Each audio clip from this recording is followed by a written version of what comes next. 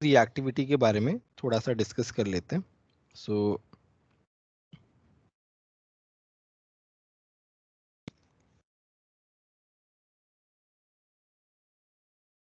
Reactivity कैसे होगी, decrease होगी, इंक्रीज होगी? Down the group. डिक्रीज होगी.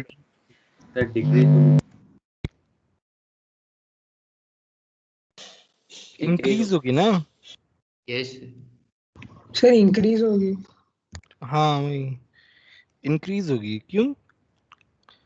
हाई आयनाइजेशन एनर्जी है ना, इसलिए. इलेक्ट्रोपॉजिटिव कैरेक्टर ऊपर ही लिखा हुआ है ना, तो साइज रिएक्टिविटी बढ़ तो जाएगा. इंक्रीज ही होगी.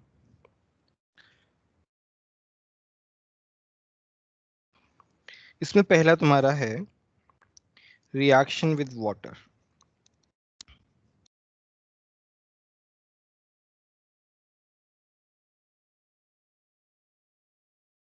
जो वाटर के साथ जो है सारे एलिमेंट्स जो है ना वो रिएक्ट नहीं करते. जो सबसे ज्यादा रिएक्टिव होते हैं वो लास्ट के 3 elements calcium, strontium and barium जो है, बेरियम जो है, वो रिएक्ट करते हैं वाटर के साथ अच्छे से. जो तुम्हारा मैग्नीशियम है वो हॉट वाटर के साथ रिएक्ट करता है, बट बेरिलियम जो है ना वो ना तो हॉट वाटर के साथ रिएक्ट करता है, ना ही कोल्ड वाटर के साथ रिएक्ट करता है. ठीक है, तो यहाँ पे मैं लिख रहा हूँ कि calcium, strontium, barium reacts with water.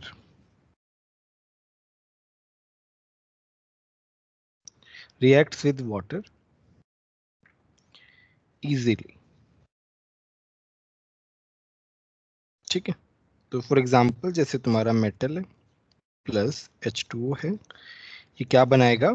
Calcium hydroxide, चलो मेटल हाइड्रोक्साइड बोलते हैं, प्लस H2 गैस जो है ना वो रिलीज होती है. यहाँ पे मेटल जो है ना वो कैल्शियम, स्ट्रोंशियम, बेरियम है. ठीक है, फिर हम बात करते हैं मैग्नीशियम की. मैग्नीशियम क्या है? हम यहाँ पे क्या लिख रहे हैं कि magnesium reacts with hot water. hot water के साथ रिएक्ट करता है. Barium does not react with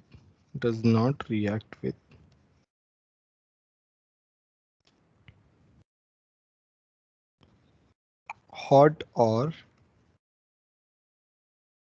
cold water. किसी के साथ भी रिएक्ट नहीं करता है बेरियम जो है. ठीक है, ये क्या होते हैं? हाइड्रोक्साइड बनाते हैं बेसिकली.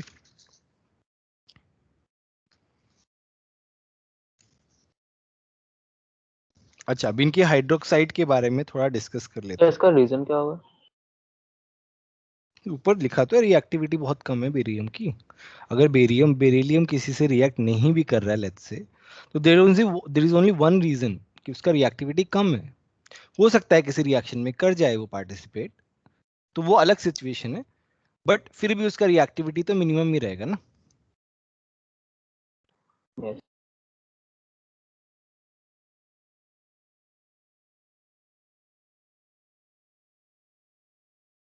ठीक है, अभी हम बात करते हैं इनकी सॉल्युबिलिटी की.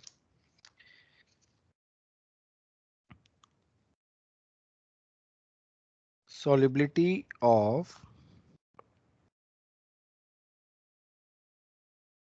Hydroxides of metals, group 2 metals की बात हो रही है. ठीक है, this part is very very important. चलो हम इसको डिस्कस करते हैं.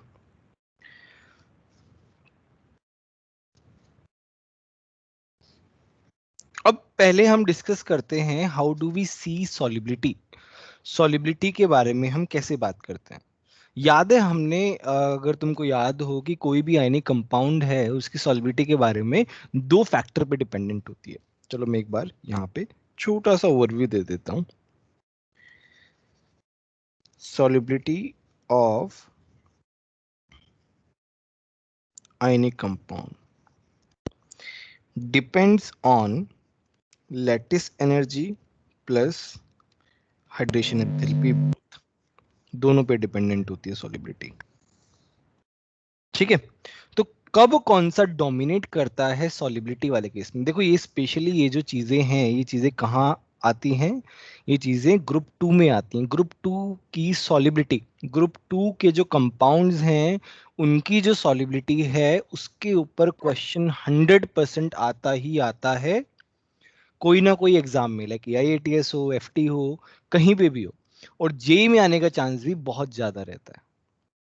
Solubility of compounds of group two elements. Now इसके लिए मैंने एक शॉर्ट नोट्स भी बनाया हुआ है, वो मैं तुम्हें दे दूंगा। मुझे बस एक बार लास्ट में रिमाइंड करा देना जब चैप्टर का एंड हो रहा हो तब। वो वैसे तो ऑनलाइन अवेलेबल है, ठीक है। मेरा एक इंस्टा का पेज है, वहां पे मैंने लास्ट ईयर डाला हुआ है सारे के सारे short notes, S block P block दोनों के डाले हुए हैं। तो उसमें ये जो सॉलिबिलिटी वाला ऑर्डर है वो मैंने पूरा अलग से बनाया हुआ था, तो वो मैं एक साथ दे दूंगा। तो उसमें उसको तुम अच्छे से याद करके चले जाओगे ना, तो 2 क्वेश्चन तो उसी में से आ जाएंगे तुम्हारे AITS में एटलीस्ट। एनीवे चलो हम इसके बारे में डिस्कस करते हैं कि इसमें किस तरीके से होता है। तो यहाँ पे हम डिस्कस करते हैं ऑर्डर कैसा रहता है सॉलिबिलिटी का। इसमें इंक्रीजिंग ऑर्डर रहता है, BOH का होल्ड वाइज सबसे कम रहता है, इनके हाइड्रोक्साइड्स का ना ये उससे ज्यादा, कैल्शियम हाइड्रोक्साइड उससे ज्यादा, स्ट्रोंशियम हाइड्रोक्साइड उससे ज्यादा, और तुम्हारा लास्ट में बेरिलियम हाइड्रोक्साइड बहुत ज्यादा सॉल्युबल होता है, ठीक है। अच्छा ऐसा देखा गया, वैसे तो ये जो है ना ये एम्फोटेरिक होता है, तो ये तो लीग में ही नहीं है, ऑलमोस्ट इनसॉल्युबल रहते हैं, ऑलमोस्ट इनसॉल्युबल रहते हैं। अब हम इसके बारे में डिस्कशन करते हैं। देखो कोई पर्टिकुलर ट्रेंड जो है वो थोड़ा सा अगर हटके है तो उसका रीजनिंग जो है ना प्रॉपर तरीके से पता होना चाहिए। अब देखो क्वेश्चन देखो कैसे पूछते हैं, या तो हो सकता है वो डायरेक्टली ऑर्डर पूछ ले, ठीक है, ऑर्डर पूछ लेंगे, ऑर्डर याद है ना। बट कभी कभी क्या होता है, तुम्हें ऑर्डर दे दिया जाता है और पूछते हैं which of the why does this happen, तो उसका रीजन जो है ना वो करेक्टली तुम्हें पता होना चाहिए। तो इसका रीजन हम बताते हैं। तो इसमें क्या होता है, हाइड्रेशन एंथैल्पी, ऐसा देखा गया कि इनकी जो हाइड्रेशन एंथैल्पी है वो कांस्टेंट है, हाइड्रेशन एंथैल्पी जो है वो कांस्टेंट रहती है। और लैटिस एंथैल्पी जो है वो क्या करेगी, लैटिस एंथैल्पी डिक्रीज करेगी डाउन द ग्रुप। डिक्रीज करेगी। और लैटिस एंथैल्पी डिक्रीज कर रही है तो सॉलिबिलिटी क्या होगी? अगर मेरा हाइड्रेशन एंथैल्पी कांस्टेंट है, अब देखो यहां पे मैं एक चीज बताता हूं, डेल्टा H सॉल्यूशन क्या है। डेल्टा H सॉल्यूशन है delta H lattice minus delta H hydration, मतलब हाइड्रेशन वाला जो है नेगेटिव वाला होगा इसके लिए, ठीक है। अगर मेरा हाइड्रेशन कांस्टेंट है और लैटिस जो है वो क्या हो रहा है, लैटिस एंथैल्पी डिक्रीज हो रहा है, लैटिस एंथैल्पी जो है डाउन द ग्रुप क्या होगा, डिक्रीज होगा। तो जितना लैटिस एंथैल्पी कम होगा, मतलब ये डेल्टा एच सॉल्यूशन सॉल्युबिलिटी के लिए, for solubility it should be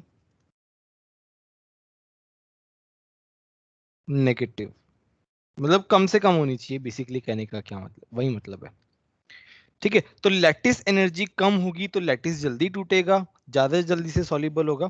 तो लैटिस एंथैल्पी डिक्रीज करेगी तो सॉल्युबिलिटी क्या होगी, इंक्रीज करेगी। बताओ ये वाली बात समझ में आई कि नहीं आई? मैं पूरा एक बार समराइज करूंगा सारी चीजों को, अभी क्या मैंने सब टुकड़ों में बताया है, तो मैं एक बार इसका रीजन लिख देता हूं, फिर समझाने में इजी पड़ेगा। तो मैं क्या लिख रहा हूं,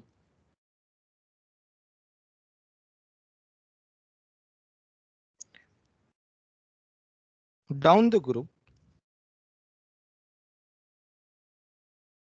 lattice enthalpy decreases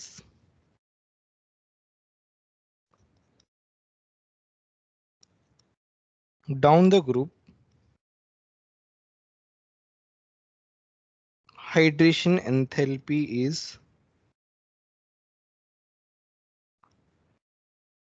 almost constant.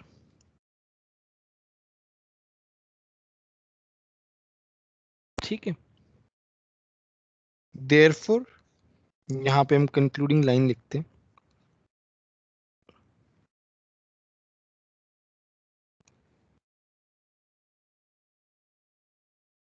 Therefore lattice enthalpy decreases, delta H solution increases। ये थोड़ा सा गलत हो जाएगा, डायरेक्टली हम ऐसे बोलते हैं solubility increases।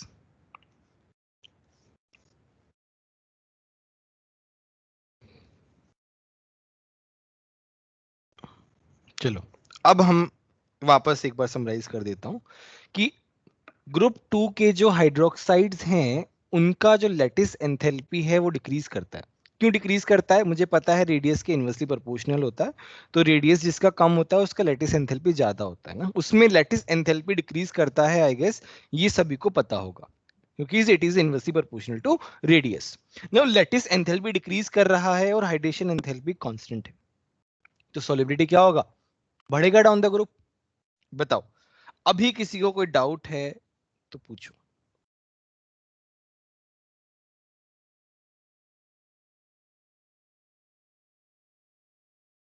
किसी को कोई भी डाउट है तो पूछ सकते हो।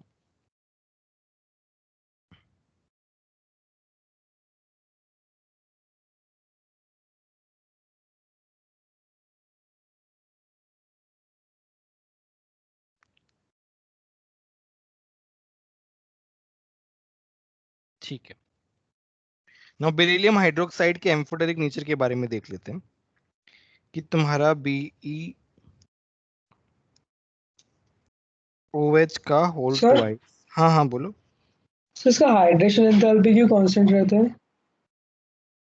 हाइड्रेशन एंथैल्पी जो है वो, मतलब इसका कोई बहुत ऐसा स्ट्रॉन्ग रीजन तो है नहीं, मतलब ये डेटा बेस्ड के हिसाब से ही बता रहा हूं मैं। बट ये बोल सकते हैं कि हाइड्रेशन मतलब ये जो मेटल्स हैं, इन मेटल्स और OH माइनस, इनके जो हाइड्रोक्साइड हैं, जब ये टूटते हैं, हाइड्रेशन एंथैल्पी का क्या मतलब है? टूटने के बाद वाटर क्या कर लेता है? सराउंड कर लेता है। तो कितना फोर्स ऑफ अट्रैक्शन मिल रहा है उसके बेसिस पे हाइड्रेशन एंथैल्पी कैलकुलेट होता है। तो हो सकता है कि जब इनका मतलब पानी में हम डालते हैं, जब इनका हाइड्रेशन प्रोसेस होता है, तो मोर और लेस जो है तुम्हारा जो जितना भी हाइड्रोलिसिस हो रहा है वो सेम ही हो रहा हो, उसकी वजह से हाइड्रेशन एंथैल्पी जो है वो कांस्टेंट हो रही हो। ये हम एक बता सकते हैं, यहाँ से डिड्यूस कर सकते हैं। बाकी इसका कोई ऐसे ऐसा स्ट्रॉन्ग रीजन नहीं है, डेटा के हिसाब से ही बताया हुआ है यहाँ पे। Okay sir. यहाँ पे BOH का होल ट्वाइस एम्फोटेरिक है, तो जब हम इसको बेस से रिएक्ट कराते हैं तो हमारे पास बनता है,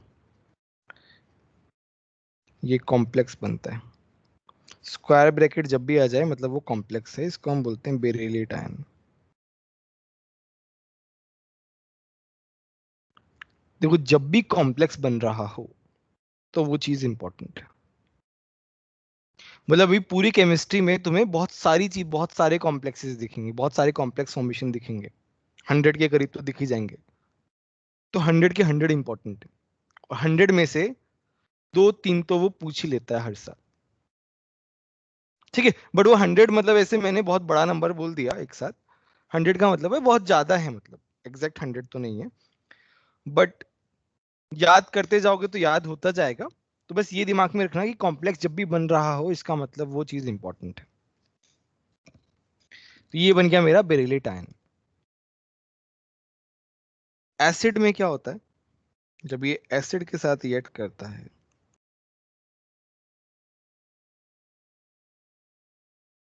तो मेरे पास बन रहा है, यहाँ पे भी कॉम्प्लेक्स बन रहा है, इस तरीके से कॉम्प्लेक्स बन रहा है। ठीक है, ये वाला पार्ट जो है ज्यादा इंपॉर्टेंट है। बेरिलेट आयन वाला, नीचे वाला इट्स ओके, इसे थोड़ा ध्यान रख लेना। ठीक है, now let's talk about thermal stability. Thermal stability, basic character. Basic character क्या होगा बताओ? डाउन द ग्रुप इंक्रीज करेगा। इंक्रीज करेगा। अच्छा, थर्मल स्टेबिलिटी का मतलब क्या होता है ये बताओ पहले तुम मुझे। सर वो कितना हीट झेल सकता कितना हीट झेल सकता है, वेरी गुड वेरी गुड, कितना हीट वो झेल सकता है, मतलब कब वो टूटेगा बेसिकली, है ना। तो थर्मल स्टेबिलिटी जो है जनरली हम जो है ये देखते हैं किससे, आयनिक कैरेक्टर से देखते हैं जनरली। इनऑर्गेनिक में जो भी हम चीजें ऐसे जनरल चीजें बताते हैं, that is not always true. तो जैसे थर्मल स्टेबिलिटी आयनिक कैरेक्टर पे डिपेंडेंट होता है most of the time, not every time. ठीक है, कभी कभी क्या होता है एक्सेप्शंस वगैरह आ जाते हैं। तो आयनिक कैरेक्टर क्या होगा बताओ, डाउन द ग्रुप इंक्रीज करेगा। इंक्रीज करेगा। तो इनके thermal stability and basic character भी क्या होंगे, इंक्रीज करेंगे। ये इस तरीके से आएगा ऑर्डर मेरा।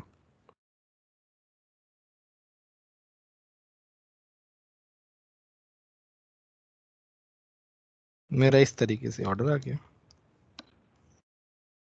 देखो ये सारे के सारे ऑर्डर जो है ना बहुत ज्यादा इंपॉर्टेंट है, ध्यान रखना इस बात का अच्छे से, तुम्हें याद होना चाहिए सारे के सारे ऑर्डर्स।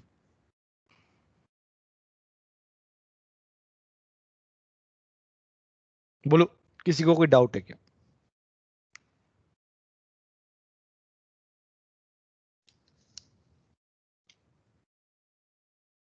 सर थोड़ा सा ऊपर स्क्रॉल कीजिए।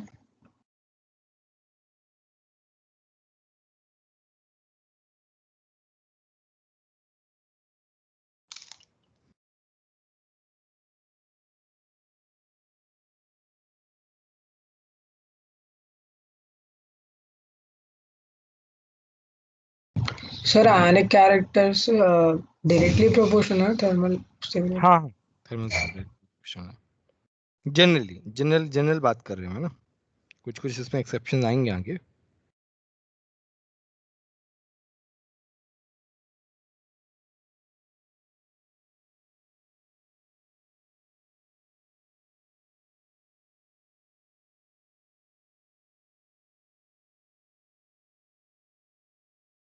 है ना, ये जो ऑर्डर है ये आयनिक कैरेक्टर का भी है। एक मिनट, ये यहाँ पे मैं आयनिक कैरेक्टर का भी है, बेसिक कैरेक्टर का भी है और थर्मल स्टेबिलिटी का भी, तीनों का ही ऑर्डर है।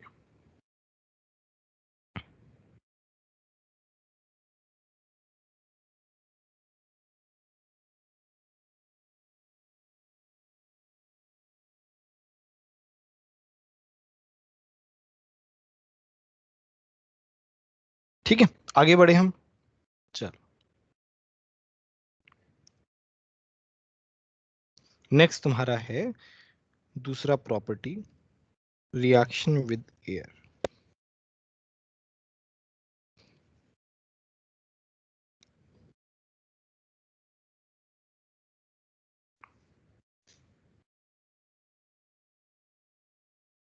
ठीक है, तो बेरिलियम रिएक्ट नहीं करता है, बाकी सब जो है, बाकी सारे मेटल्स जो हैं एयर के साथ रिएक्ट करते हैं और अपने ऊपर एक ऑक्साइड का लेयर बना लेते हैं। अब ये ऑक्साइड वाला लेयर तो तुमने पढ़ा होगा, प्रोटेक्टिव लेयर एल्यूमिनियम का, याद हो तो 9th 10th क्लास में आता है, ऑक्साइड का लेयर बन जाता है, यस सर। यस सर, फिर बर्न Yes, करते तो sir. रिमूव। है ना। तो ये इसके बारे में हम लिख लेते हैं। तो except beryllium,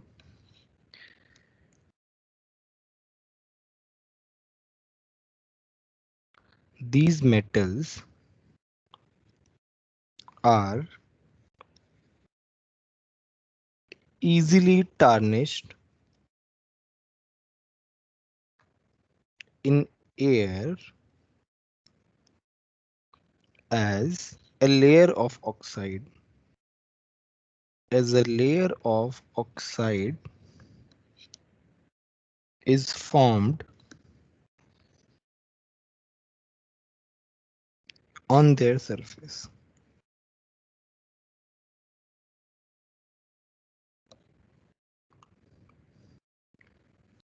बेरिलियम जो है ना बहुत फास्ट रिएक्ट करता है, तो यहाँ पे लिख रहा हूँ बेरिलियम इन पाउडर्ड फॉर्म। एक तो पाउडर्ड फॉर्म में है, पाउडर्ड फॉर्म और भी ज्यादा रिएक्ट करती है, burst into flame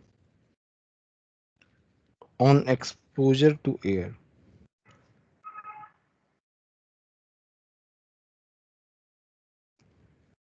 ठीक है, अभी क्या है, मेरे मेटल है ऑक्साइड के साथ रिएक्ट करके क्या बनाता है, एमओ ना, मोनोऑक्साइड बनाता है।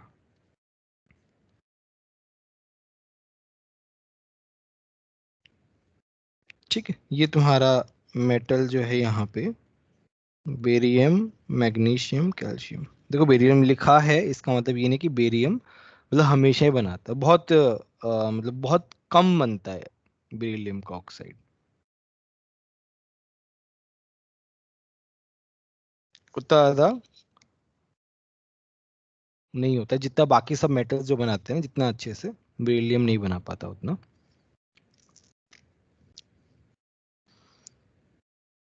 दूसरा, कुछ परऑक्साइड भी बनाते हैं, जो बड़े मेटल्स है ना वो परऑक्साइड भी बनाते हैं। ये क्या है मेरा पर ऑक्साइड है, यहाँ पे मेटल है मेरा बेरिलियम स्ट्रोंशियम। ठीक है, जब हम इन्हीं मेटल्स के कार्बोनेट को हीट करते हैं तो ये बनाते हैं MO प्लस CO2। यहाँ पे सारे के सारे मेटल्स आ गए, group 2 elements.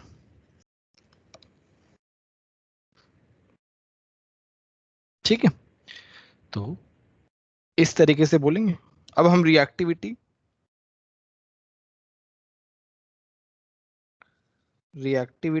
Of group 2 metals with oxygen increases. खैर वो तो हमने पहले ही बता दिया रिएक्टिविटी के बारे में, बट हमने अलग से भी ये वाला स्टेटमेंट लिख दिया।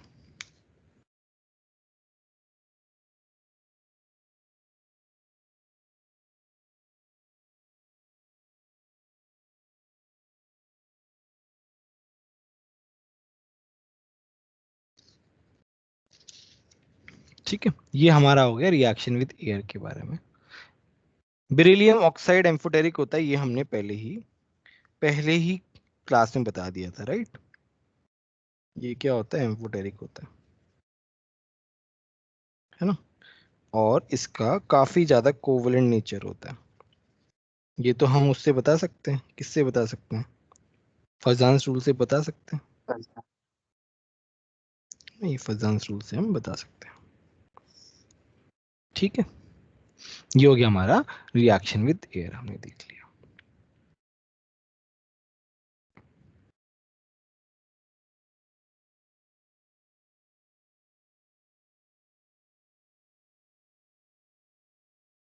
ठीक है, नेक्स्ट तुम्हारा है रिएक्शन विद हाइड्रोजन।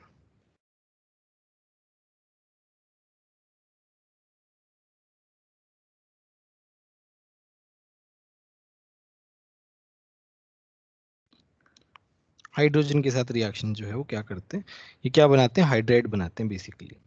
ठीक है, तो क्या होता है, बेरिलियम का जो हाइड्राइड बनाना है वो थोड़ा डिफिकल्ट होता है, क्योंकि वो हाइड्रोजन के साथ डायरेक्टली रिएक्शन करने में वो उसका रिएक्टिविटी बहुत कम रहता है। तो बाकी मेटल्स जो है ना वो तो अपना हाइड्राइड आसानी से बना लेते हैं, बट बेरिलियम अलग तरीके से बनाता है। तो मैं यहाँ पे लिख रहा हूँ except beryllium rest of metals react with hydrogen to form metal hydrides। ठीक है, मेटल हाइड्राइड्स बनाते हैं बेसिकली। ठीक है,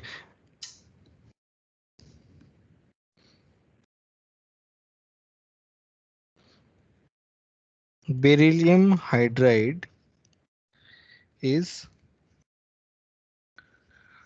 difficult to make by reaction with hydrogen। Hydrogen से रिएक्ट करके नहीं बन पाता है। तो जैसे मेरा मेटल है और हाइड्रोजन के साथ हम रिएक्ट करा रहे हैं तो मेरा क्या बनता है, MH2 बनता है।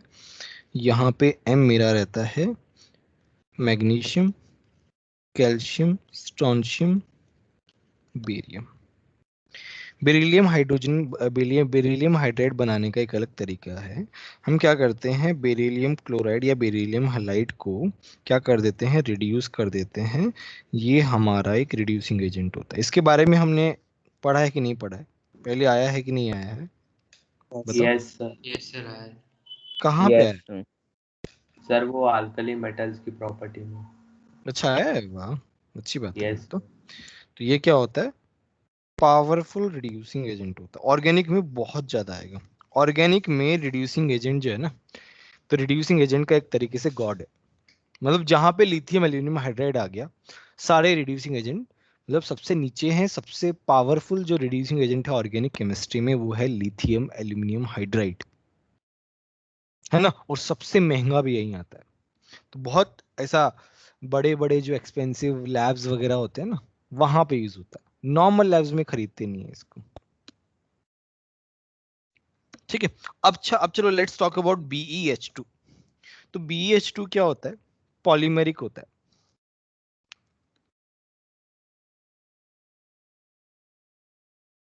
है ना, उसका नेचर क्या होता है, पॉलीमेरिक होता है। इसका स्ट्रक्चर देखते हैं, इसमें क्या होता है,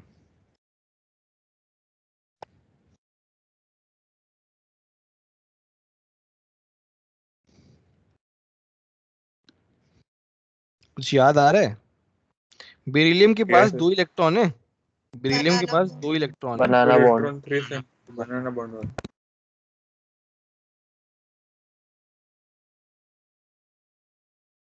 ऐसे चलता जाएगा प्रोसेस।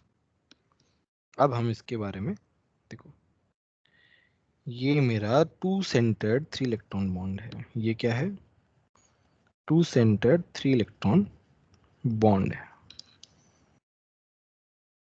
मैंने कुछ गलत लिखा शायद। सर 3 सेंटर 2 है।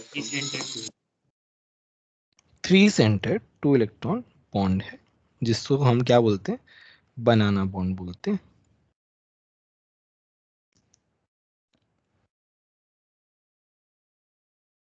ठीक है, इसको क्या बोलते हैं, बनाना बॉन्ड बोलते हैं। बेसिकली 2 ही इलेक्ट्रॉन है बेसिकली। ठीक है, तो ये हमारा ये इसके बारे में हो गया, BH2 के बारे में।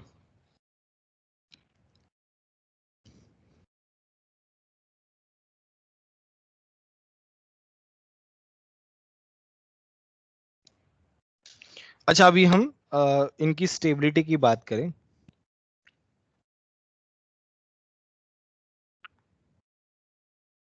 तो रिएक्टिविटी की बात करें तो रिएक्टिविटी डाउन द ग्रुप क्या होगी, हाइड्राइड्स बनाने के लिए increase.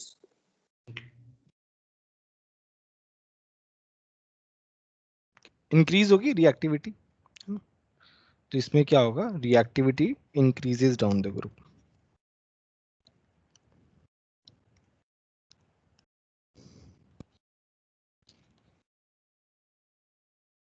Reactivity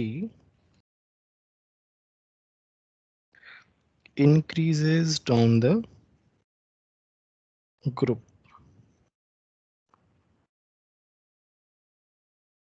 to form hydrides।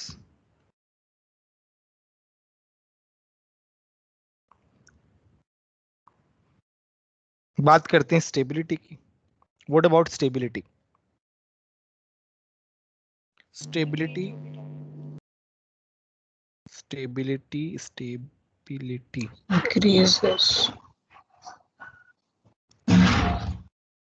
decreases down the group। मैंने ऐसा लिखा है, क्यों लिखा है मैंने ऐसा?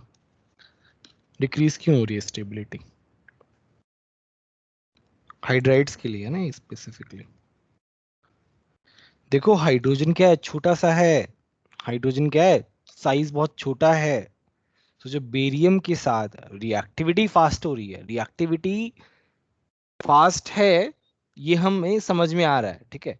बट एक बार बनने के बाद हम स्टेबिलिटी चेक करेंगे ना, तो हाइड्रोजन तो छोटा है, तो बेरिलियम भी छोटा है, उसके साथ जो है बॉन्ड अच्छा बनाएगा। एक बार बनने के बाद तो स्टेबिलिटी जो है वो डिक्रीज हो रही है। क्यों क्यों ऐसा हो रहा है? हाइड्रोजन वो क्या है, स्मॉल साइज वाला है, इसलिए, है ना। ये हमने यहाँ पे रीजन भी बता दिया। बोलो किसी को डाउट है क्या?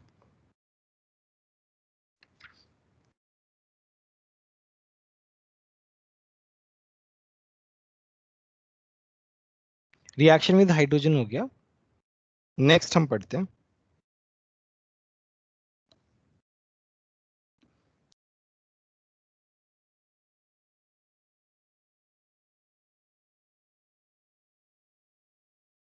रिएक्शन विद हेलोजन, फोर्थ वाला ना।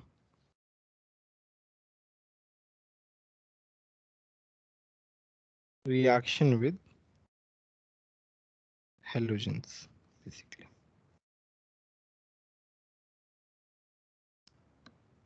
हेलोजन्स के साथ हम रिएक्शन देखते हैं बेसिकली। तो यहाँ पे क्या है,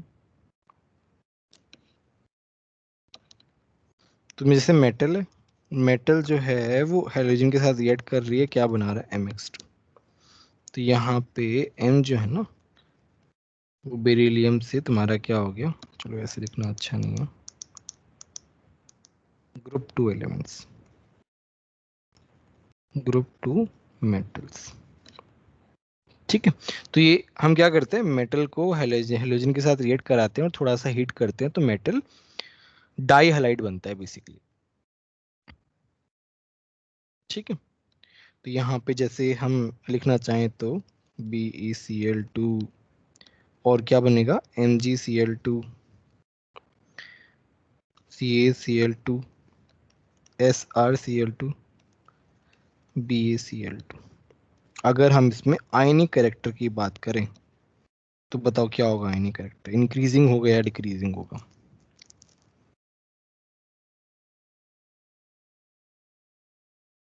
इंक्रीजिंग। इंक्रीजिंग होगा। इंक्रीजिंग होगा। इंक्रीजिंग होगा क्योंकि कोवेलेंट कैरेक्टर क्या होता है, डिक्रीजिंग होता है। तो ये मेरा आयनिक कैरेक्टर है ना। आयनिक कैरेक्टर कहाँ से एक्सप्लेन होता है, फजान्स रूल से। तो मान लो किसी को याद नहीं है, तो एक बार फजान्स रूल जो है ना वो रेफर कर लेना। फजान्स रूल बहुत ज्यादा इंपॉर्टेंट है केमिकल बॉन्डिंग में। केमिकल बॉन्डिंग में तो खैर और भी बहुत सारी इंपॉर्टेंट चीजें हैं, but in overall in organic chemistry फजान्स rule का एप्लीकेशन बहुत ज्यादा है, ठीक है। अच्छा, इसमें क्या है, BeX2 जो है वो क्या होता है, पॉलीमेरिक होता है। देखो उसका कैसे रहता है, यहाँ पे तो क्या है ना, हेलोजन है। अब हेलोजन है तो उसके पास क्या है, लोन पेयर है, तो वो बेरिलियम को एक तरीके से ट्रांसफर कर देते हैं। बेरिलियम के पास तो क्या है, 2 इलेक्ट्रॉन है,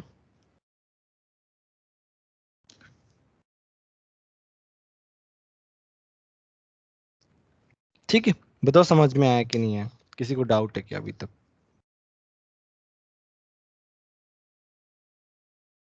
तो यहाँ पे ये क्या होता है, ये कोवलेंट टाइप का रहता है, बहुत कम आयनिक कैरेक्टर ना, तो कोवलेंट रहता है जनरली। अच्छा, ये कोवलेंट रहता है तो हम बोलते हैं beryllium, beryllium halides are soluble in organic solvent। Organic solvent क्या होते हैं, एल्कोहल जैसे। बेसिकली ये क्या है, कोवलेंट है, ठीक है। तो ऑर्गेनिक सॉल्वेंट है ना, उतने ज्यादा पोलर नहीं होते, लेस पोलर होते हैं। लेस पोलर होते हैं। अब लेस पोलर कंपेयर किससे कर रहे हैं? Compare to water. We are comparing with water. Water जो है वो बहुत ज्यादा पोलर होता है कंपेरेटिवली। तो बाकी सब आयनिक है तो वो तो पानी में डिसॉल्व हो जाएंगे, बट BeCl2 जो है ना वो जल्दी से नहीं होगा, वो ऑर्गेनिक सॉल्वेंट में ज्यादा सॉल्युबल रहता है बेसिकली। ठीक है, अब हम बेरिलियम क्लोराइड के बारे में थोड़ा सा देख लेते हैं। BeCl2 का जो स्ट्रक्चर है, अच्छा BeCl2 क्या है ना, वेपर फेज में तुम्हारा क्या बनाता है, डाइमर बनाता है। मतलब नॉर्मल जो है, नॉर्मल जिसमें रहता है उसमें तो तुम्हारा क्या बना रहा है, ब्रिज बना रहा है बेसिकली, है ना। बट वेपर फेज में जब उसे हीट करते हैं बेसिकली, तो जब हम बोल सकते हैं जब वो थोड़ा सॉलिड फॉर्म में है, तो सॉलिड फॉर्म में कैसा बना रहा है, इस तरीके से बना रहा है। जैसे हम बात करें Cl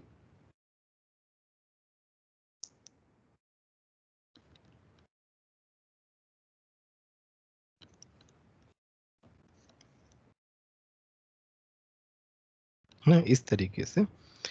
तो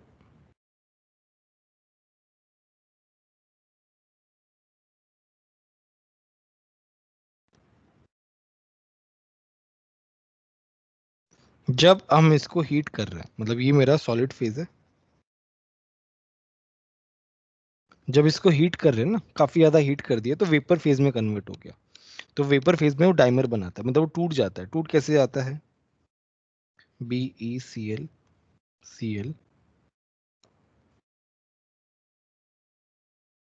मतलब बेरिलियम के पास 2 इलेक्ट्रॉन है तो एक ऐसे जाएगा, यहाँ पे बेरिलियम है तो ये ऐसे, ये ऐसे, ये ऐसे। ये क्या है मेरा, मैं अगर इसको लिखना चाहूँ तो 1 मिनट। फिर इसको दोबारा हीट करते हैं बहुत ज़्यादा 1200 केल्विन पे, तो ये टूट जाता है अपना नॉर्मल उस पे इस तरीके से। ठीक है, यहाँ पे मैं इसको थोड़ा सा और अच्छे से लिख देता हूँ। ये मेरा क्या है, सॉलिड फेज है, हीट कर रहे हैं। ये मेरा क्या हो गया, वेपर फेज हो गया। और ये क्या है, पॉलीमेरिक है इसमें। ये क्या है, डाइमेरिक है इसमें। और ये क्या है मेरा, मोनोमर है। और हीट करेंगे तो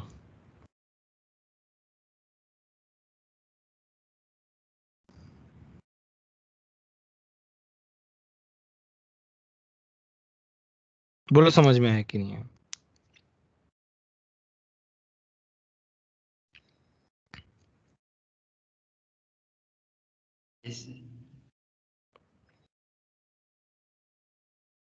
ठीक है, no this part, sir dimer कब बनाता है वो एक बार वापस बताइए। वेपर फेज में, वेपर फेज में। This part is very very important. Sir बहुत ज्यादा चांस है तुम्हारे AITs में इसके ऊपर क्वेश्चन आ सकता है। हाँ बोलो बेटा। सर ये डाइमेरिक क्या है? डाइमेरिक मतलब 2 यूनिट यार। डाई, डाई मतलब 2। मोनोमर का क्या मतलब होता है, एक सिंगल यूनिट। डाइमेरिक का क्या मतलब है, 2 यूनिट। देखो ना 2 यूनिट है ना BeCl2 के, ध्यान से देखो।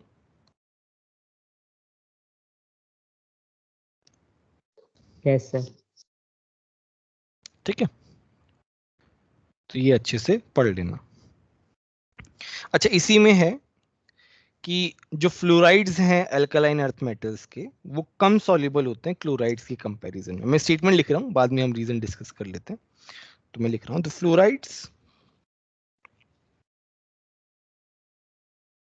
fluorides of alkaline earth metals, the fluorides of alkaline earth metals are less soluble, are less soluble than chlorides। अब फ्लोराइड्स क्या है ना, छोटे साइज वाले हैं। ठीक है, तो उनका और अल्कलाइन अर्थ मेटल्स का जो लैटिस एंथैल्पी है वो स्ट्रांग रहता है, और वो स्ट्रांग होने की वजह से उनकी सॉलिबिलिटी जो है वो कम हो जाती है। यहाँ मेरे the fluorides of alkaline metals are less soluble than chlorides because of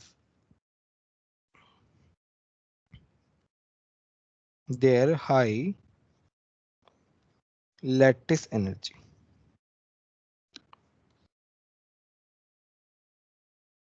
ठीक है, तो लैटिस एनर्जी फ्लोराइड्स की ज्यादा होती है तो वो क्या होते हैं, कंपेरेटिवली लेस सॉल्युबल रहते हैं।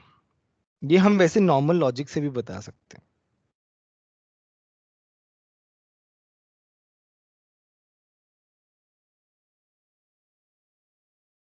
बोलो, किसी को कोई डाउट है क्या?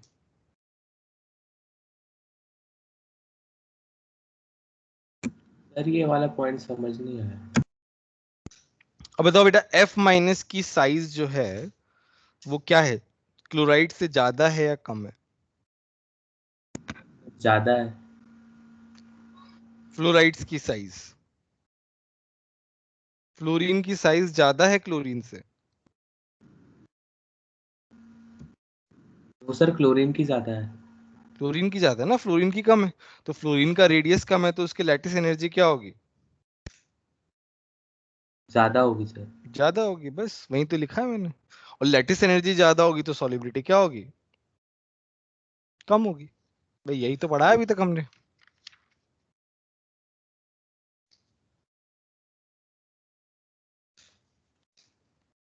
ठीक है, चलो ये हमारा क्या हो गया, रिएक्शन विद हैलोजेंस हो गया। नेक्स्ट हमारा है रिएक्शन विद नाइट्रोजन।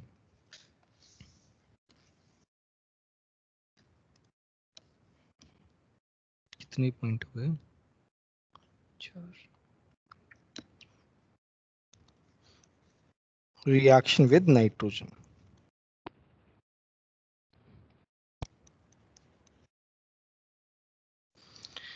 अब क्या नाइट्रोजन के साथ ही क्या बनाते हैं, नाइट्राइड्स बनाते हैं बेसिकली। सारे के सारे अल्कलाइन अर्थ मेटल्स क्या बनाते हैं, नाइट्राइड्स बनाते हैं। तो यहाँ पे हम लिख रहे हैं all alkaline earth metals, all alkaline earth metals form nitrides after reacting with N2। जैसे तुम्हारा मेटल N2 के साथ रिएक्ट कर रहा है तो क्या बनाएगा, M3N2। तो M3N2 क्या है, M2 प्लस N3 माइनस। तो ये क्या है, नाइट्राइड है। तो हम इसे क्या बोलते हैं, मेटल नाइट्राइड।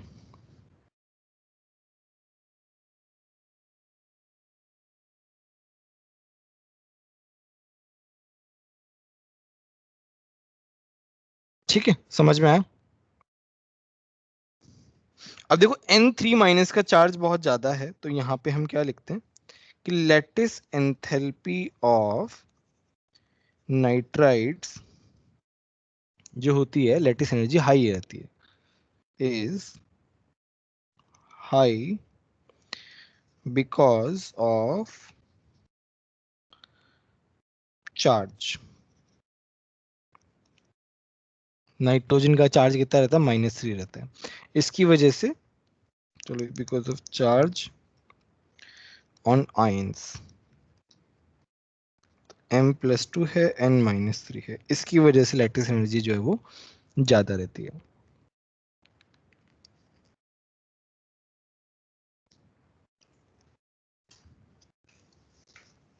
अब देखो तुम्हारा क्या होता है कि तुम्हारा Be3N2 बेरिलियम का नाइट्राइड जो रहता है वो क्या रहता है, थोड़ा कोवेलेंट कैरेक्टर होगा उसका, कोवेलेंट कैरेक्टर ज्यादा होगा। तो ये क्या रहता है, वोलेटाइल रहता है, is volatile in nature because of less ionic character बोल सकते हैं,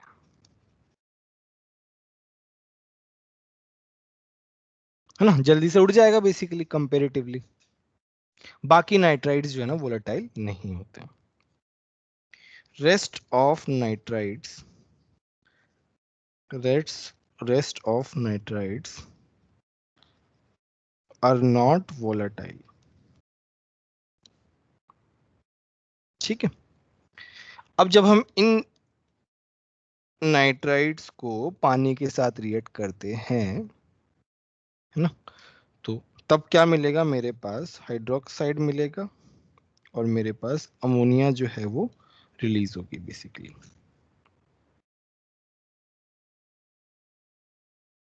इसको बैलेंस कर लेते हैं। तो ये कितना आ गया, हाइड्रोजन 6 और 6 12। ठीक है, इस तरीके से अमोनिया रिलीज होती है। तो यहाँ पे अपन क्या लिखेंगे, upon hydrolysis of nitrites,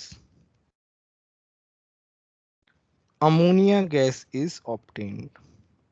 Ammonia gas is obtained. बोलो किसी को कोई डाउट है क्या? अभी तक कोई डाउट किसी को? तो हमने ये क्या दिया, नाइट्रोजन वाली प्रॉपर्टी भी देख ली। नेक्स्ट तुम्हारा है कार्बन के साथ रिएक्शन। करने दीजिए ना। हाँ लिखो।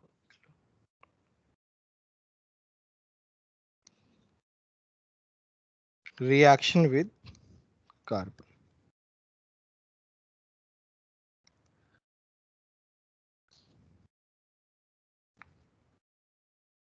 कार्बन के साथ रिएक्शन देखते हैं।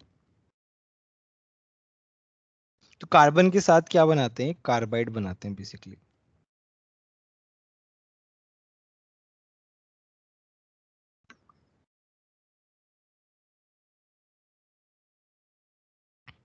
ठीक है, तो अपन क्या लिख रहे हैं, alkaline earth metals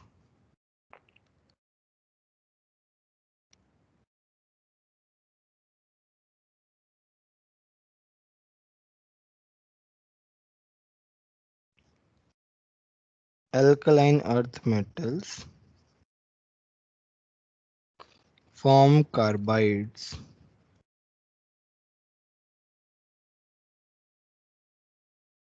when heated with carbon. Carbon के साथ हीट करने पे कार्बाइड बनाते हैं, एक्सेप्ट बेरिलियम। बेरिलियम का जो कार्बाइड है वो अलग तरीके से बनाया जाता है। बेरिलियम का स्पेलिंग सही है क्या? वाई है। फिर दूसरे ई की जगह पे वाई आएगा। Okay, beryllium, beryllium. ओके, तो बेरिलियम जो है उसका कार्बाइड जो है ना वो अलग तरीके से बनता है। अब क्या होता है इनमें, इंपॉर्टेंट क्या है, जैसे तुम्हारा कैल्शियम है, कैल्शियम को कार्बन के साथ रिएक्ट करवाया, तुम्हारे पास क्या बन गया, CaC2। ठीक है, तो हम इसको क्या बोलते हैं, कैल्शियम एसिटिलाइट। एसिटिलाइट बोलने का एक रीजन है, वो अभी पता चलेगा। अब अभी यहां तक जो है ना कार्बन वाले पार्ट में ये सब ठीक है, इतना इंपॉर्टेंट नहीं है। अब वाला पार्ट जो है ना वो इंपॉर्टेंट है, चलो मैं इसको हाईलाइट कर दूंगा बाद में। हाइड्रोलिसिस जो वाला पार्ट है, हाइड्रोलिसिस ऑफ कार्बाइड्स, ये उसमें भी आएगा, पी ब्लॉक में भी आएगा फिर से, है ना?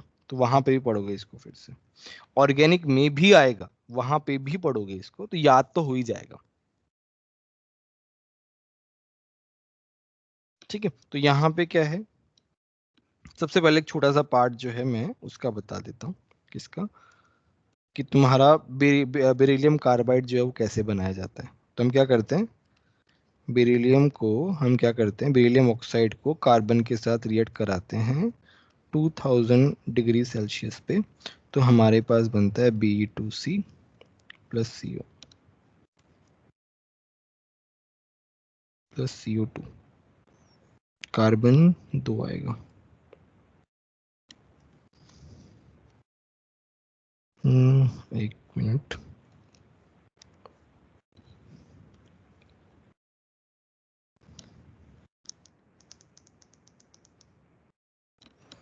BeO प्लस O2, हाँ ऑक्सीजन रिलीज होगा।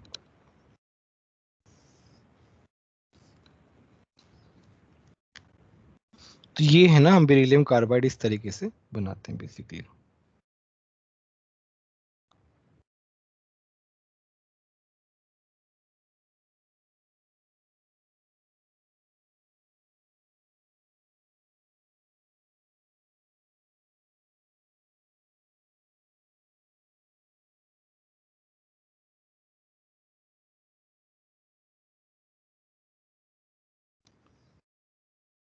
अच्छा, अब इनके हाइड्रोलिसिस में क्या होता है?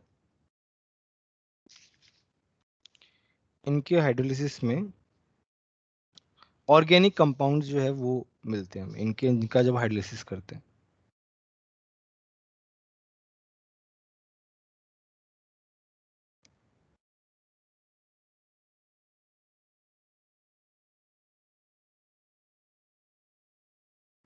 तो यहाँ पे जब जैसे हम तुम्हारा है बेरिलियम कार्बाइड, उसको जब हाइड्रोलिसिस करते हैं तब हमारा बनता है बेरिलियम हाइड्रोक्साइड प्लस CH4। यहाँ पे क्या हो गया, ऑर्गेनिक कंपाउंड निकला मीथेन गैस। वैसे ही कैल्शियम एसिटाइलाइट को जब हम हाइड्रोलिसिस करते हैं, यहाँ पे क्या मिल गया, मीथेन मिल गया। तो हमारे पास मिलता है कैल्शियम हाइड्रोक्साइड प्लस C2H2। इसको हम क्या बोलते हैं, एसिटाइलिन। मैग्नीशियम कार्बाइड को करते हैं Mg2C3 बोलते हैं इसको, प्लस H2O। ये हमारा बनता है MgOH का whole twice plus CH3C triple bond CH। ये क्या होता है, प्रोपाइन होता है, प्रोपाइन गैस रिलीज होती है।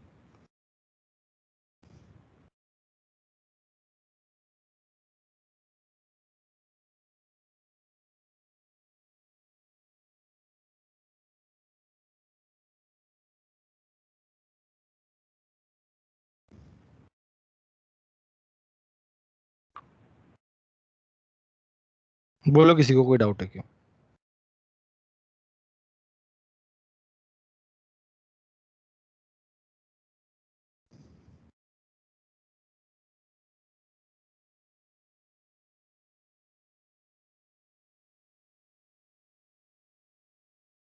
किसी को कोई डाउट है अभी तक? ये वाले जो पार्ट हैं, ये तीनों के तीनों जो हैं बहुत इंपॉर्टेंट है।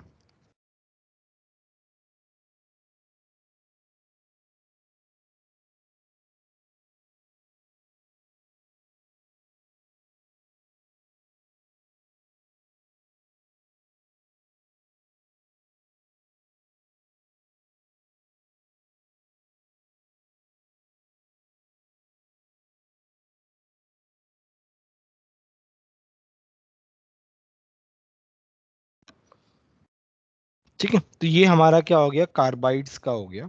अच्छा, अभी क्या है ना, ये सब कार्बाइड्स जो है ना, ये सब कार्बाइड्स आयनिक होते हैं। जैसे हम इसकी बात करें, ये Ca+2 C2 2 माइनस है, आयनिक होते हैं इस तरीके से। ये है Mg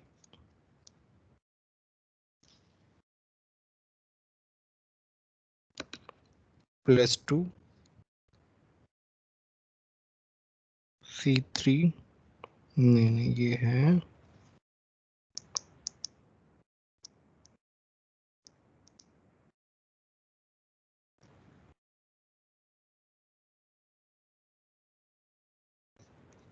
Mg+2 C3 2 माइनस।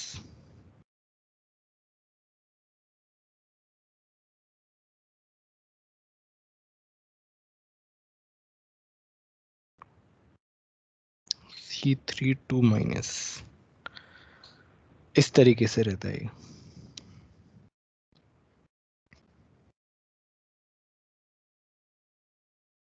ठीक है, ये हमारे क्या हो गए, कार्बाइड्स हो गए बेसिकली।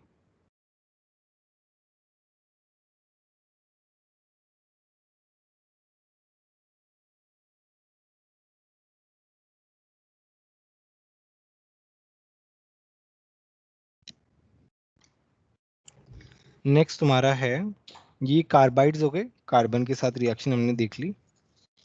नेक्स्ट आता है एसिड बेस के साथ कैसे रिएक्ट करते हैं। सर वो C32 माइनस और Mg+2 वाला समझ नहीं आया। Mg के 2 है तो 4 हो जाएगा। MgC32 वाला मतलब वो चार्ज जो लिखा ना वो पता नहीं चला। Mg2C3 है ना, हाँ प्लस Mg2C3 4 माइनस 2 हो जाएगा।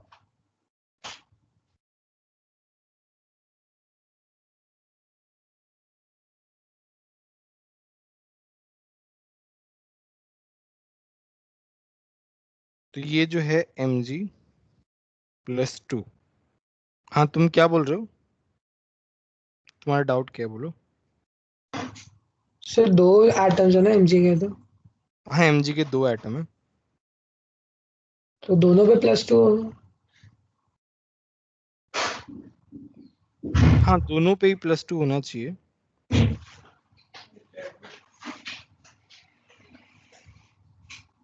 सर दोनों का ऑक्सीडेशन स्टेट है। सर इसका स्ट्रक्चर कैसा होगा इसका और कैल्शियम Ca2+ CaC2 का? CaC2 जो है वो अलग होगा। देखो CaC2 मतलब आयनिक कंपाउंड है ना, तो C2 जो है ना, इससे हम क्या बोलते हैं, एसिटाइलाइड बोलते हैं, एसिटाइलाइड। तो मैं यहाँ पे बता रहा हूँ C2 ऐसे रहेगा, है ना, ये रहेगा C2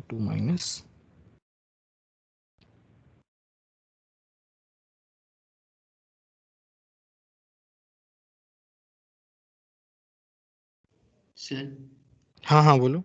फिर सारे कार्बाइड आयनिक नेचर के होंगे या सिर्फ ये दो? सारे सारे सारे कार्बन होंगे आयनिक नेचर के। और सर Mg2C3 का क्या होगा स्ट्रक्चर? Mg2C3 जो है, यहाँ पे C3 है, ठीक है, ये इस तरीके से रहेगा C∼ C, यहाँ पे नेगेटिव चार्ज। सर -4 नहीं आना चाहिए था C3 में? यहाँ पे 3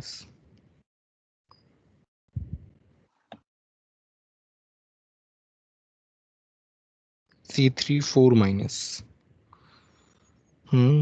ये ऐसे होगा, तो ये C3 आएगा 4 एक मिनट, इरेजर क्यों नहीं आता है।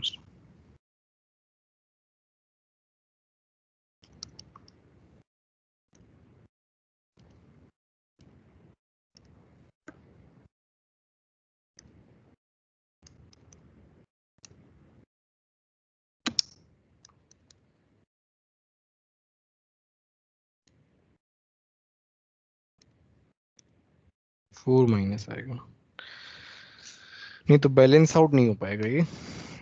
2Mg2+C3 4 इस तरीके से आएगा।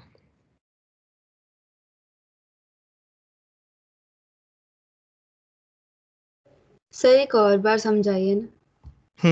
तो इसमें क्या है ना, ये मेरा क्या है, Mg2C3 है ना, तो यहाँ पे Mg2 है ना, और Mg का तो +2 चार्ज फिक्स है। तो Mg अगर 2 है और +2 चार्ज फिक्स है, तो प्लस पॉजिटिव चार्ज कितना हो गया, +4 हो गया। तो नेगेटिव चार्ज भी क्या होगा, 4 होगा। तो नेगेटिव चार्ज 4 जो है वो इस तरीके से पॉसिबल है।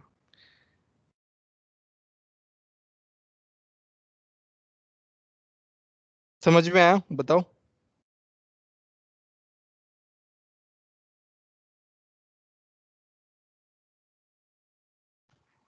हाँ सर। ठीक है, इस तरीके से रहेगा ये।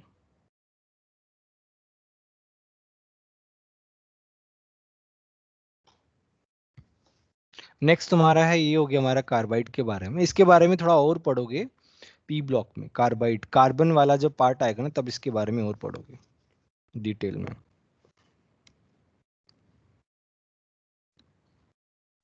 कितना। सर एक बार वो स्ट्रक्चर दिखाइए ना। हाँ हाँ,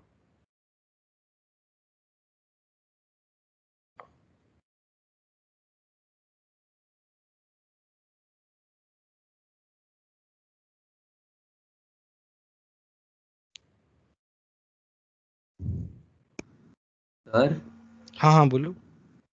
सर वहाँ 2 mg थे और सब पे +2 चार्ज था तो +4 आया, तो यहाँ 3 कार्बन है तो सब पे -4 है तो -12 नहीं आना चाहिए। C3 तुम इसको कार्बन की तरह ट्रीट मत करो। C3 अलग से एक एंटिटी है। C3 अलग से एंटिटी है, पूरा का पूरा अलग से एक स्पीशीज है। तो अगर यहाँ पे +4 है तो यहाँ पे क्या आएगा, -4। उस तरीके से इमेजिन करो। यहाँ पे भी देखो, यहाँ पे +2 है, ये अलग से एंटिटी है, ये -2 है। यहाँ पे +4 है तो यहाँ पे -4 है, ये अलग से एंटिटी है। ऐसा इसको तो हम बोलते हैं, हाँ बोलो। ऐसा सिर्फ कार्बाइड्स के केस में ही होता है ना?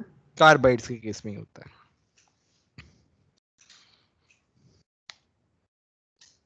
ठीक है, तो तुम्हारे लिए ज्यादा इंपॉर्टेंट ये है, इनके बारे में तो खैर आगे भी पढ़ोगे और, बट अच्छा है यहाँ पे पढ़ लिया तो वहां पे जरूरत नहीं पड़ेगी कि कौन कौन से गैस रिलीज हो रही है। इनके नाम जो है ये इंपॉर्टेंट है, किससे कौन सी गैस निकल रही है। ठीक है, ये तो हमारा हो गया कार्बन के साथ रिएक्शन। नेक्स्ट देखते हैं हम, नेक्स्ट कौन सा है, 6 हो गया, 7। Reaction with acid and bases. Reaction with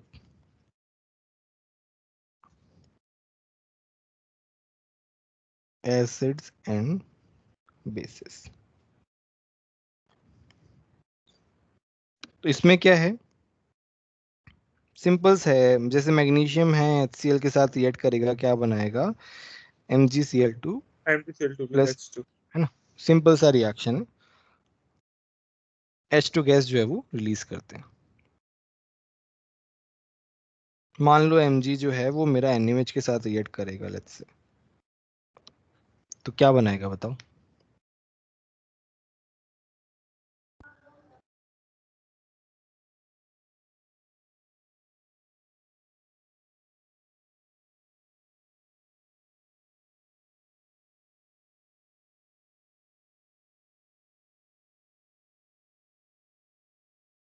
NaMgO।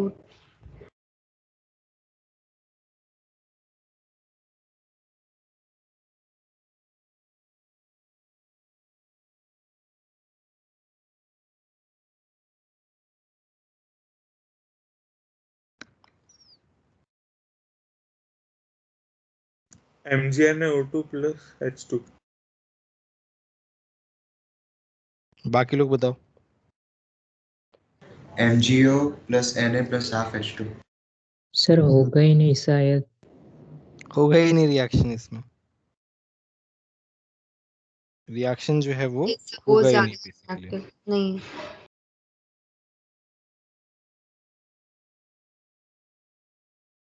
Metals जो हैं जनरली वो क्या नाम है,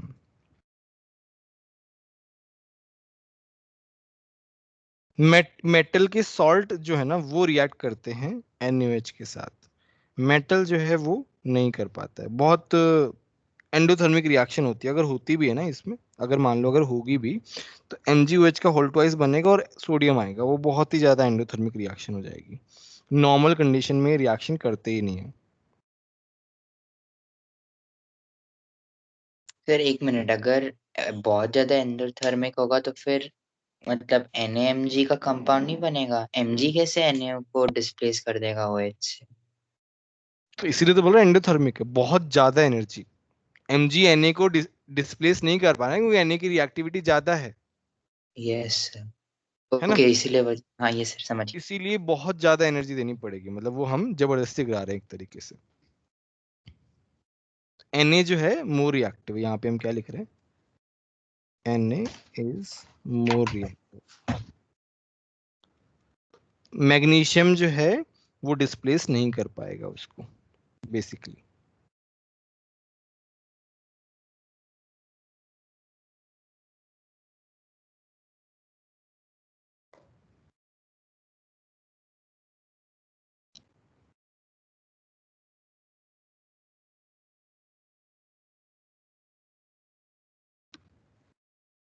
खैर सिंपल है। नेक्स्ट है तुम्हारा कॉम्प्लेक्स फॉर्मेशन,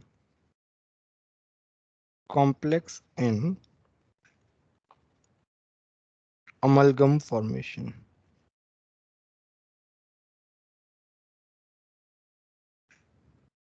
तो क्या होते हैं, अमलगम बनाते हैं मर्क्यूरी के साथ और कॉम्प्लेक्स भी बनाते हैं, उनका साइज क्या होता है, छोटा होता है। ठीक है, तो यहां पे हम क्या लिख रहे हैं, दीज मेटल कॉम्प्लेक्स तो सभी को पता है ना,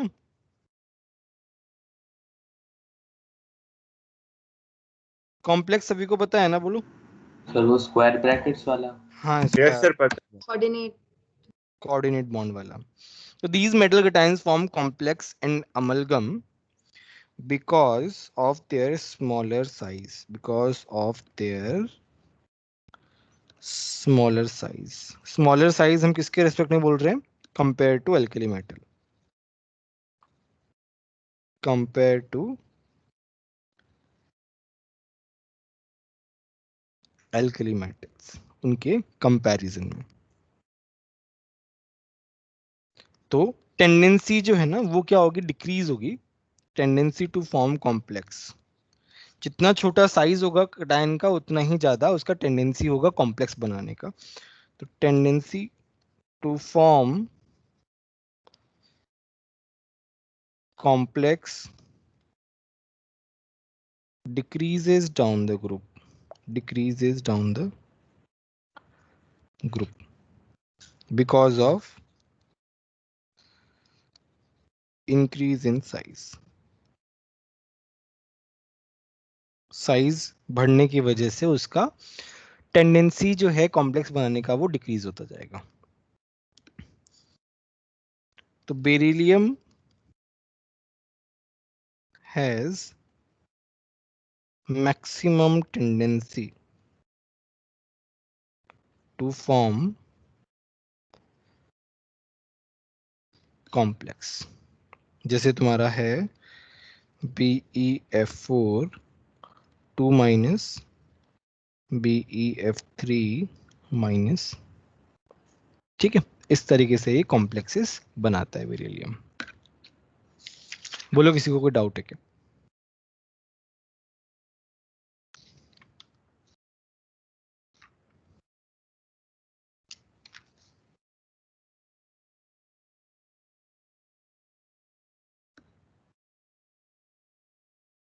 ठीक है, नेक्स्ट है तुम्हारा सर 1 मिनट थोड़ा सा ऊपर कर दीजिए। Yes sir, thank you sir.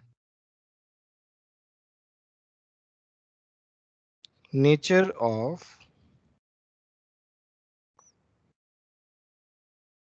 Carbonates, nature of carbonates of group 2 metals.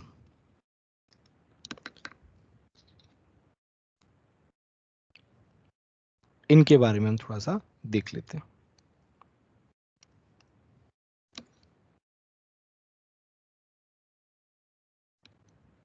ठीक है, तो इसमें क्या है ना, इसके जो कार्बोनेट्स बनते हैं वो बाई कार्बोनेट को हीट करके बनते हैं। तो हम एक पॉइंट लिख रहे हैं, all the by carbonates, all the by carbonate, इनके जो बाई कार्बोनेट्स होते हैं वो सॉल्यूशन फॉर्म में होते हैं। All the by carbonates of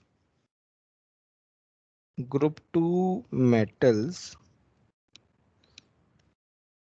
are known in solution only, are known in solution only because of hydration enthalpy, because of high hydration enthalpy।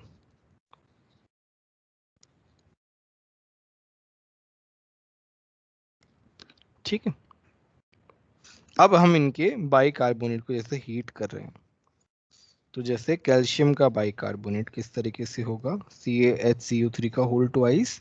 जब इसको हीट करेंगे तो क्या बनता है, CaCO3 plus H2O plus CO2।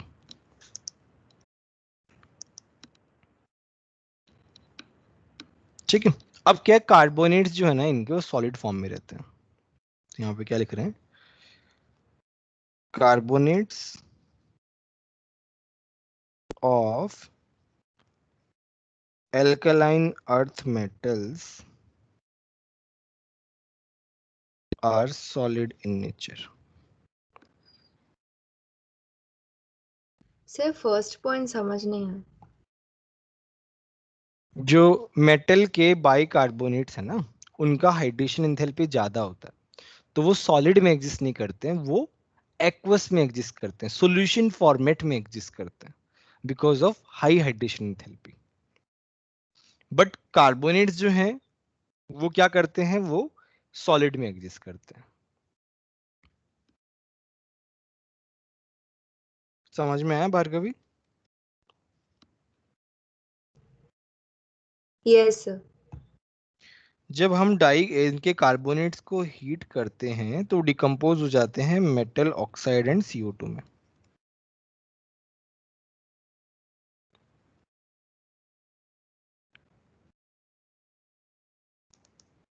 And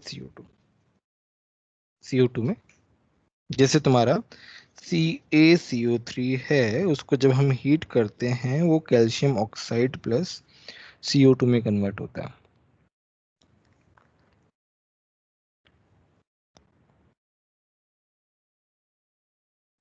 ठीक है, अब हम बात करते हैं इनके कार्बोनेट्स के बारे में। जैसे तुम्हारा है BeCO3, MgCO3, CaCO3, SrCO3, BeCO3। इनका डिकम्पोजिशन और टेम्परेचर का जो ऑर्डर है कि कब ये डिकम्पोज होते हैं वो नोट डाउन किया गया।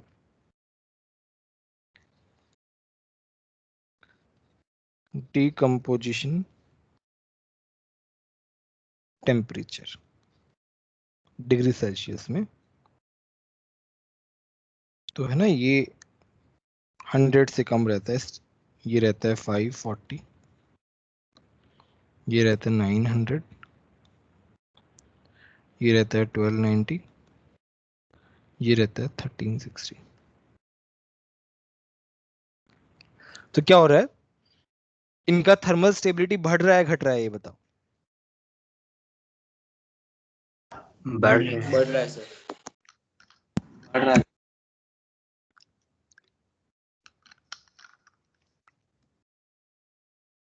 इनका थर्मल स्टेबिलिटी बेसिकली बढ़ रहा है क्योंकि इनका डिकम्पोजिशन टेम्परेचर जो है वो बढ़ रहा है जैसे जैसे हम लोग आगे बढ़ते जा रहे हैं वैसे वैसे।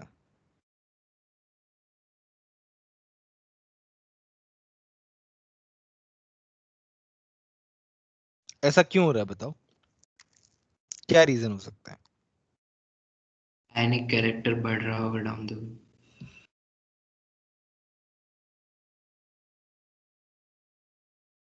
ठीक है, चलो इसमें, चलो वो भी ठीक है, आयनिक वाला भी एक सर रीजन है। BeCO3 की थर्मल स्टेबिलिटी बहुत कम है इसलिए।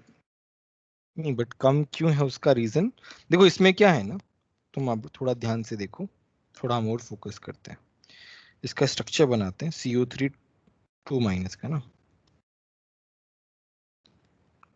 तो अनायन जो है ना, अनायन is bigger in size, size में बड़ा है, तो बड़े अनायन को कौन स्टेबलाइज करेगा, कौन ज्यादा अच्छा लैटिस बनाएगा, कौन सा कटायन ज्यादा अच्छा लैटिस बनाएगा बताओ?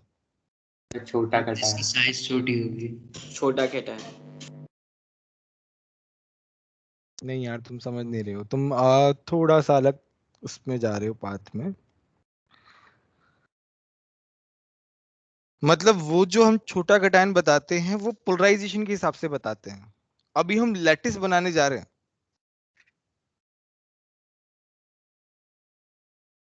यहाँ पे हम पोलराइजेशन वाला सर आपने इफेक्ट क्या पूछा?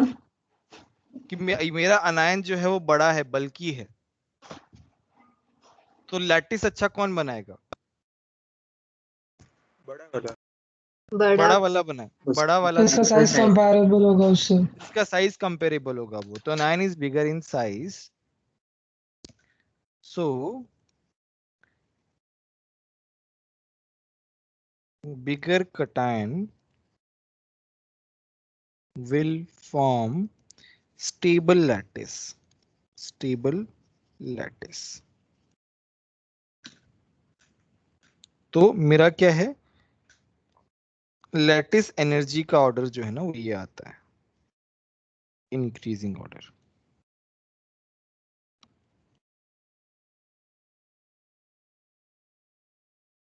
ये क्या होता है, लैटिस एनर्जी का ऑर्डर आता है, क्योंकि बड़ा जो कटायन है वहीं स्टेबलाइज करेगा।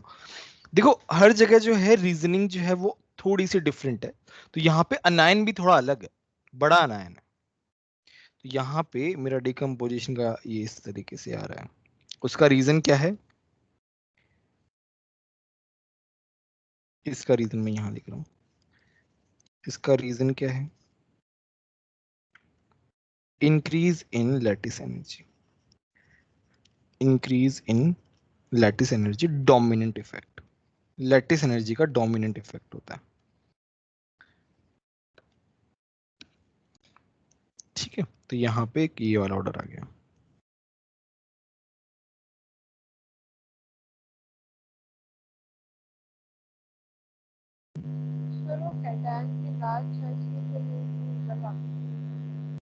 भैया तुम्हारे बैकग्राउंड में बहुत नॉइज आ रहा है, कुछ समझ में नहीं आया तुमने क्या कहा।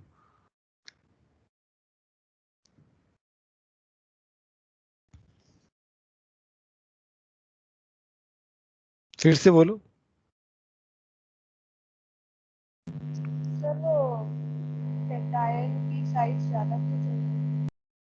कैटायन की साइज मतलब ज्यादा होगी तो वो लैटिस जो है वो अच्छा बना पाएगा कंपेरेटिवली, क्योंकि एनायन का साइज बड़ा है।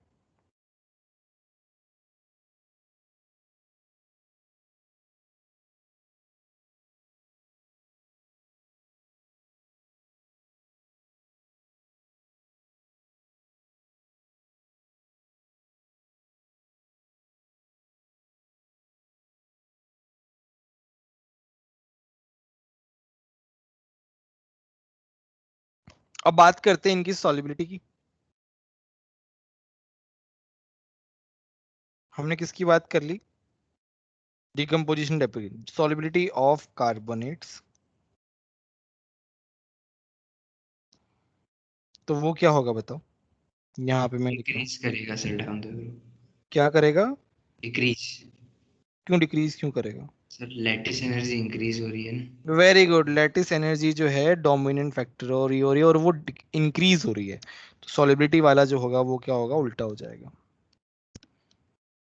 बोलो समझ में आया कि नहीं आया?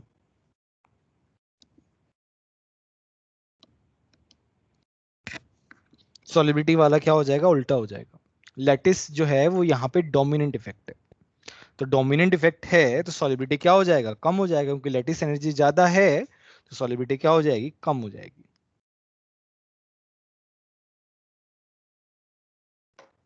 ठीक है, यहाँ पे एक पॉइंट और है। सर हाँ बोलो। सर ये चीज तो मतलब कार्बोनेट आनायन आनायन में हुआ है, तो मतलब कोई भी बड़े साइज के आनायन में होगा ना। हाँ बोल सकते हैं।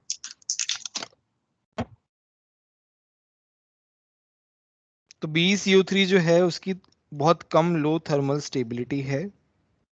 ठीक है, because it exists as because it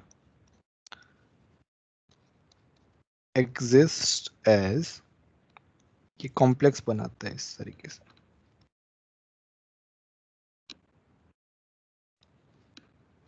इस तरीके से क्या बनाता है, कॉम्प्लेक्स बनाता है, मतलब थर्मल स्टेबिलिटी कम है क्योंकि कॉम्प्लेक्स बना रहा है, वो डायरेक्टली CO3 के साथ जो है BeCO3 जो है उसमें कम स्टेबल रहता है, कॉम्प्लेक्स बना के रहता है।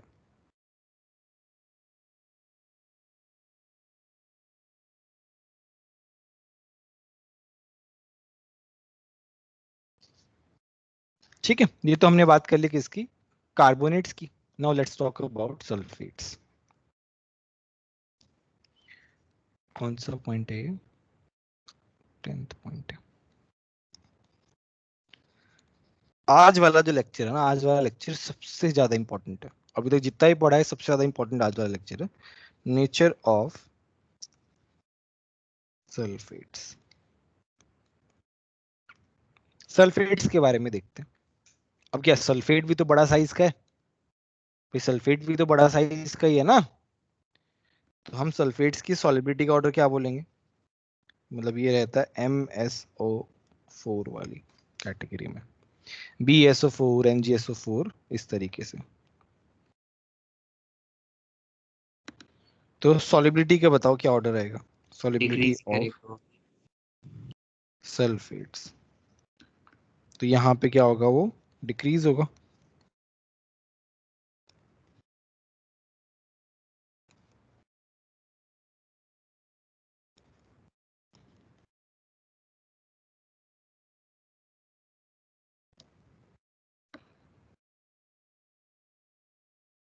तो ये क्या होगा, डिक्रीज होगा। इसका रीजन हम क्या देते हैं, मतलब या तो हम लैटिस एनर्जी से बता दें, एक तो वो भी एक रीजन है, दूसरा यहाँ पे हम सर बी और एमजी बहुत छोटे छोटे एटम्स है इसलिए। छोटे छोटे हैं, हाइड्रेशन एंथैल्पी जो है इनकी ज्यादा होगी। हाइड्रेशन एंथैल्पी जो है वो क्या हो रही है, डिक्रीजेस हो रही है, डिक्रीजेस डोमिनेंट इफेक्ट। देखो सॉलिबिलिटी के लिए हमारे पास दो फैक्टर होते हैं, लैटिस फैक्टर होता है और एक हाइड्रेशन वाला फैक्टर होता है।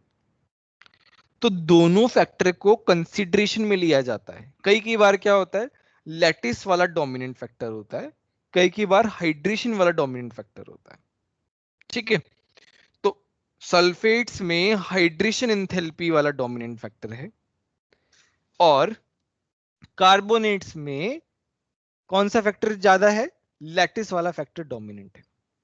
अब देखो तुम्हें लग रहा होगा सर बात तो एक ही है, ऑर्डर तो मेरा सेम आएगा, हाँ सेम आएगा, सब कुछ सेम है, बट फिर भी इन सब चीजों को अगर तुम एक्सप्लिसिटली याद करोगे कि कहां पे कौन सा फैक्टर एप्लीकेबल है तो वो ज्यादा अच्छा रहेगा। मतलब कोई टफ क्वेश्चन आ गया तो अब दिक्कत नहीं आएगी। अब जेई मेंस वगैरह में क्या है ना, डायरेक्टली वो पूछते हैं, ऑर्डर पूछते हैं, बट मान लो एडवांस में थोड़ा सा भड़के क्वेश्चन आ गया, रीजन वगैरह जो है वो उस तरीके से लिखा आ गया, तो तो तुम्हें वो वाला चीज भी, फैक्टर भी पता होना चाहिए एक तरीके से।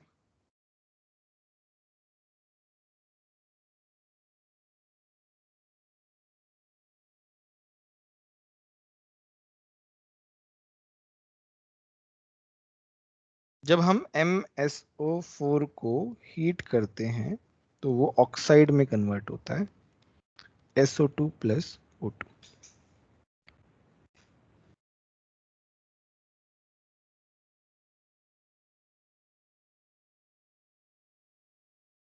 ठीक है, डन। किसी को कोई डाउट है तो बताओ अभी तक।